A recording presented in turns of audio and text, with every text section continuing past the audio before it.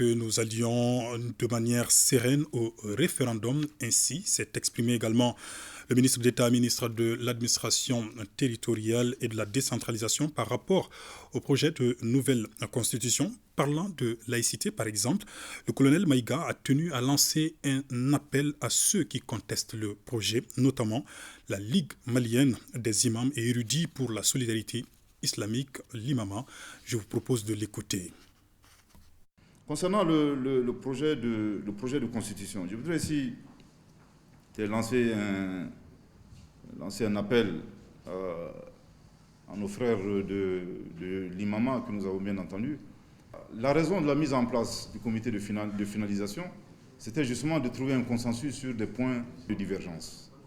Concernant la laïcité, quand vous regardez un peu l'approche retenue dans le projet de constitution, brillamment présenté par le coordinateur de ce comité, le professeur Tessamake, sur le plateau de l'ORTM, nous avons fait un effort de définir ce principe de laïcité en indiquant que la laïcité n'est pas contre les religions. Je pense que quelque part, c'était un peu la préoccupation de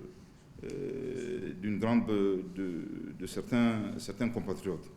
Aujourd'hui, bon, malgré ces avancées, l'imam n'est toujours pas satisfait. Je voudrais ici préciser, c'est mon point de vue, juste deux arguments.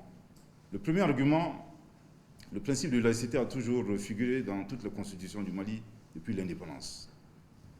Et quelque part, je crois que c'est ce principe de laïcité qui a permis l'émergence un peu de plusieurs associations et mouvements religieux, dont l'imam. Donc c'est quand même curieux que le principe qui a favorisé votre émergence puisse être combattu par une association. D'autant plus que nous avons fait l'effort de démontrer que la laïcité n'est pas du tout contre une quelconque religion. C'était leur revendication et je crois que quelque part, cette revendication a été prise en compte dans le projet de constitution. Le deuxième point, je ne suis pas du tout un sachant comme le professeur d'université ou d'autres politologues, mais lorsqu'on fait un diagnostic objectif de la crise dans laquelle nous sommes, je ne pense pas que le Mali soit dans une crise sécuritaire à cause de la laïcité.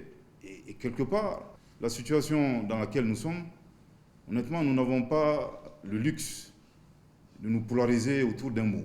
Je pense que nous avons vraiment des urgences. Nous ne sommes pas que leur préoccupation n'est pas du tout à prendre en compte, mais je pense qu'il y a des priorités. Donc je voudrais ici vraiment lancer un appel à l'imam pour qu'ils revoient leur position. Il est très important que nous allions au référendum de manière très, très sereine.